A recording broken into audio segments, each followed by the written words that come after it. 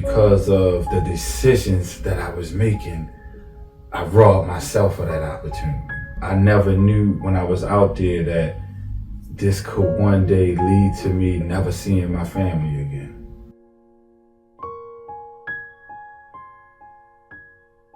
What are the consequences you had to deal with when you were leaving that past life of yours? What were the things that you had to walk around with?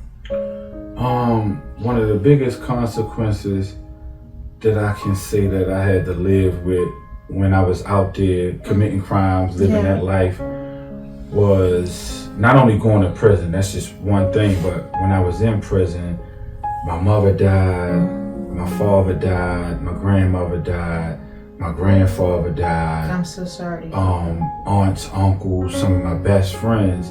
And every time that would happen, you know, the CO would just come to your door and be like, you gotta go to the chaplain.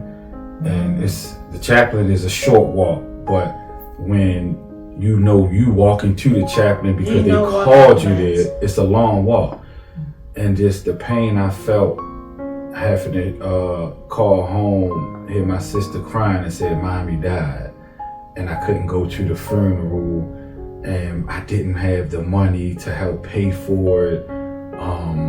Same thing with my father, my grandmother. You know, it was like I was changing as a man at that time, and I had so many aspirations of coming home and making them proud, because it was like, okay, I get it now, but it was too late. I couldn't go home and show them the man that I grew into. Right. And because of the decisions that I was making, I robbed myself of that opportunity.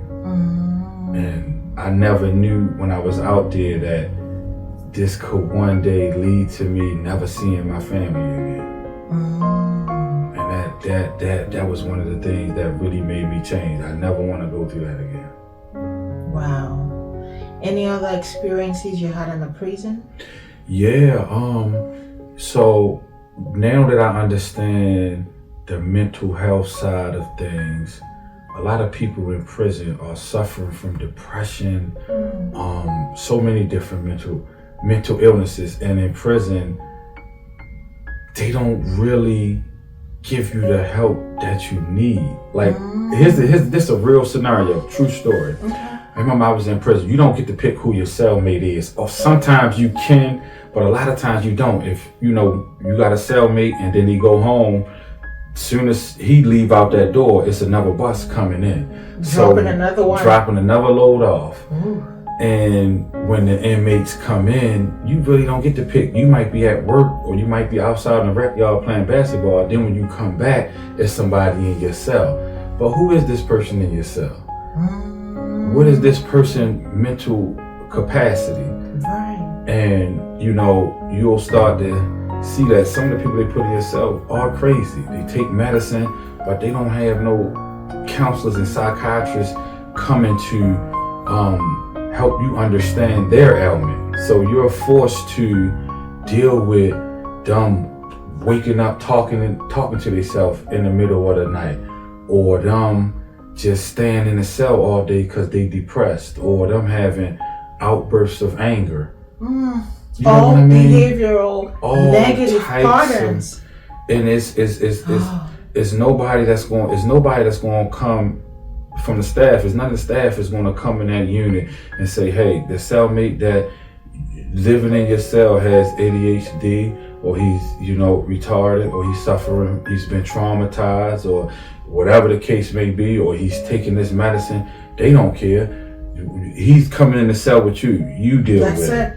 You deal with it. And so a lot of times I had cellmates that I didn't even understand where their trauma was coming from, where their mental capacity was at. It just was, I was in there for so long, I just started to just be able to see it and spot it and know how I had to deal with them. And now that once I took your training, and now that I look back, and then you now see where it's all connected, right? That's why they need us in the prisons. Yeah. They need us in the prisons because it's going to be a more hands-on type of thing. Yeah. They need that training. The staff need more training.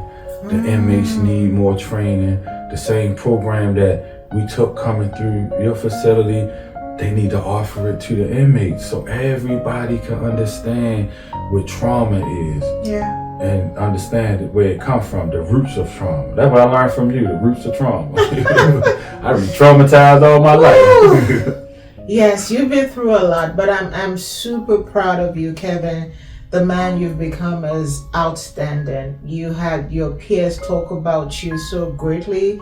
2 people stayed in the class because of you, because your experiences were super real.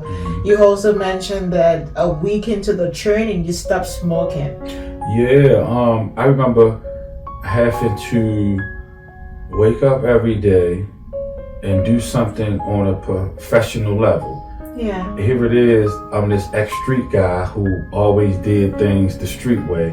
Now God blessed me with another chance to get out of prison early, and here it is, I'm on a Zoom meeting with all these professionals, and I'm learning some great things about the human mind and behaviors and mental health.